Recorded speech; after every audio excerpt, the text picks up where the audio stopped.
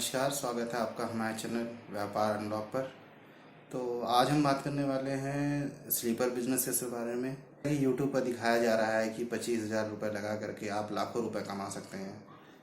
और जब मैंने ये देखा तो मुझे लगा कि इसके बारे में मुझे वीडियो बनाना चाहिए, क्योंकि ऐसे छोटे व्यापारी भाई लोग अपना जमा पूंजी या कुछ पार्ट इसमें लगा देते हैं और सही जानकारी ना होने की वजह से बिजनेस में फेल हो जाते हैं।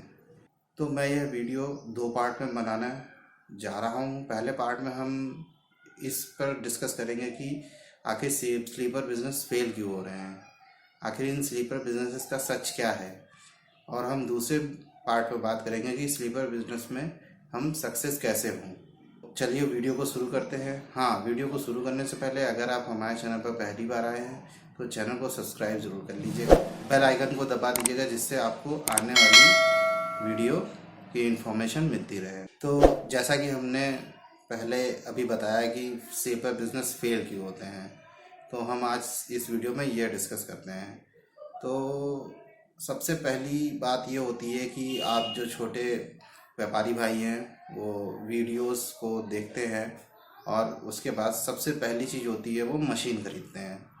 अब वह मशीन चाहे 25,000 की हो, चाहे 50,000 की हो, चाहे 1,00,000 की हो, चाहे 50 लाख की हो।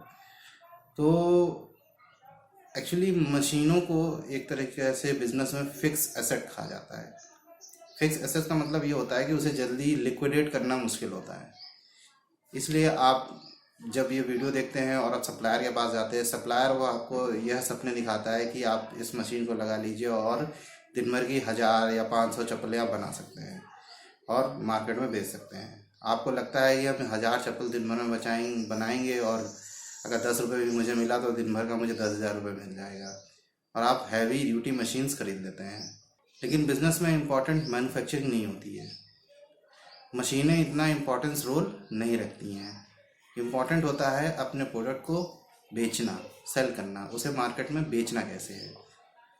तो जो अगर आप बिजनेस कर रहे हैं तो सबसे पहले आप मशीनों में इतना हैवी इन्वेस्टमेंट ना करें। मशीनों में हैवी इन्वेस्टमेंट होने की वजह से आपको इस बिजनेस में लॉस होता है।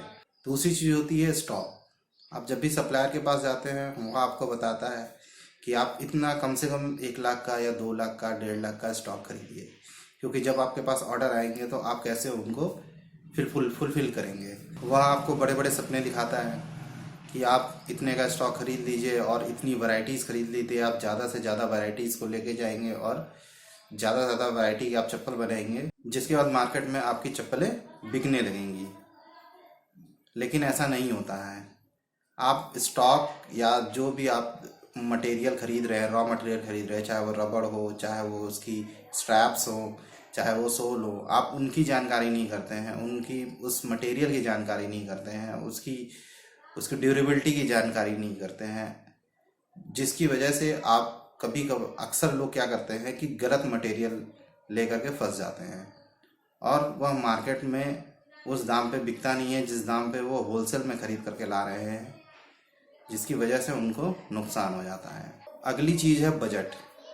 बजट किसी भी बिजनेस में बहुत ही अहम रोल रखता है।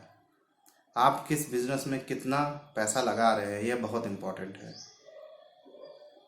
कम पैसे पर ज़्यादा प्रॉफिट आप नहीं कमा सकते हो। दुनिया के बड़े से बड़े बिजनेसेस भी 10% से ज़्यादा प्रॉफिट नहीं कमाते हैं। तो यदि आप 25,000 रुपये लगा रहे हैं तो उसका आप 10% ही मंथली प्रॉफिट निकाल पाएंगे। वीडियो में ज़्यादातर ये बताया जाता है कि 25,000 रुपये लाखों कमाओ, पर ऐसा नहीं होता है। अगर आपको 1,00,000 रुपये मंथली इनकम करना है तो आपको 10 लाख का इनपुट रखना पड़ेगा बिजनेस में। उसके बाद उस बिज़नेस को सही से रन करना पड़ेगा, तभी आप 1,00,000 का प्रॉफिट कमा पाएंगे। 1,00,000 रुपये अगर आप बिज़नेस में इन्वेस्ट कर रहे हैं तो आप उससे ज़्यादा महीने का 15,000 रुपये ही कमा पाएंगे, इससे ज़्यादा नहीं कमा पाएंगे। नहीं तो ये जितने भी उद्योगपति हैं, टाटा, बिरला, अंबानी, वो सब इसी बिज़नेस में घुस जाएं।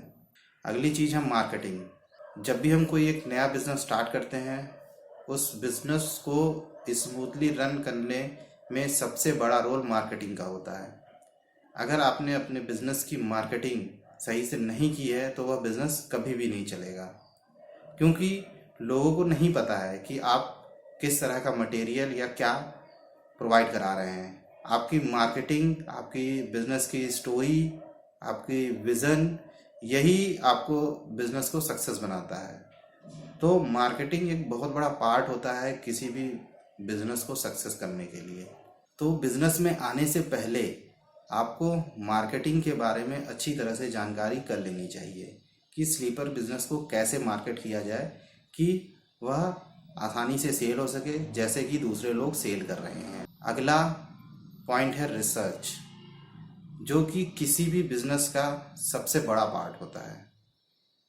किसी भी बिज़नेस को करने से पहले आपको पूरी जानकारी कर लेनी चाहिए।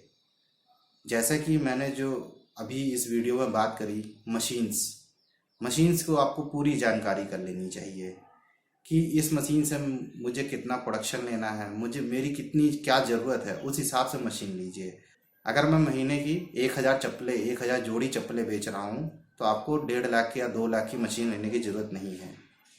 आप मैनुअल मशीन से भी अपना काम चला सकते हैं। मशीनों को खरीदने से पहले उसकी पूरी तरह से जानकारी कर लें। कोशिश करें कि उस बिज़नेस में जो लोग पहले से काम कर रहे हैं किसी तरह से उनसे कनेक्शन बनाया जाए और उनसे जानकारी ली जाए कि आखिर मशीनों का कितना बड़ा रोल होता है इस बिज़नेस में, तभी उन मशीनों को लें। जैसा कि अगला बात किया था मैंने स्टॉक के बारे में। स्टॉक के बारे में भी आप अच्छी जानकारी लें, यानी जो आप रॉ मटेरियल खरीद रहे हैं, रबड़ हो गई, स्ट्राइप्स हो गई या अदर जो चीज़ें हो गई, उसके बारे में अच्छी तरह जानकारी कर लें कि हम कौन सी रबर शीट खरीद रहे हैं, उसकी ड्यूरेबिलिटी क्या है, उसकी प्राइस क्या है, उसकी मार्केट में डिमांड क्या है, वो जो रबड़ है वो किस मार्केट में सेल होने वाला है, क्या वह टायर 1 सिटी में सेल होने वाला है, टायर 2 सिटी में सेल होना है या टायर 3 सिटी में सेल होने वाला मटेरियल है। तो इसके बारे में अच्छी जानकारी कर ले तो एक पूरी रिसर्च, उसके आगे पीछे प्राइस, स्टॉक की ड्यूरेबिलिटी और क्वालिटी, सभी पर अच्छी जानकारी कर लेनी चाहिए। जैसा कि मैंने बजट की बात की थी, तो बजट पे भी आपको पूरी रिसर्च करनी चाहिए कि मेरे पास कितना पैसा है और कितना पैसा मुझे कहाँ कहाँ इनपुट करना है, कितना पैसा मुझे मशीनरी में इन्वेस्ट करना है, कितना पैसा मुझे मार्केटिंग में इन्वेस्ट करना है, कितना स्टॉक में इन्वेस्ट करना है, कितना मुझे बैकहैंड या वेयरहाउस में इन्वेस्ट करना है, कितना पैसा मुझे लेबर पे इन्वेस्ट करना है। इन सभी चीज़ों की पूरी जानकारी कर लें तभी आगे बढ़ें। जैसा कि मैंने मार्केटिंग के बारे में बताया था, मार्केटिंग के बारे में भी आप पूरी रिसर्च करें प्रॉपर कि इस सेगमेंट या स्लीपर को किस तरीके से मार्केट किया जाए कि वह सेल हो सके। तो जैसा कि आपने देखा, मैंने इस वीडियो में काफ़ी चीज़ें आपको बताई हैं कि ज़्यादातर जो स्लीपर बिजनेसेस हैं वो फेल क्यों होते हैं। तो अब मैं इस वीडियो में एक नेक्स्ट पार्ट बनाऊंगा, पार्ट 2 बनाऊंगा, जिसमें मैं यह चीज़ बताऊंगा कि स्लीपर बिजनेस को किस तरीके से सेल किया जाए कि हम उसमें प्रॉफिट कमा सकें। आज के लिए बस इतना ही। धन्यवाद दोस्तों, जय हिंद।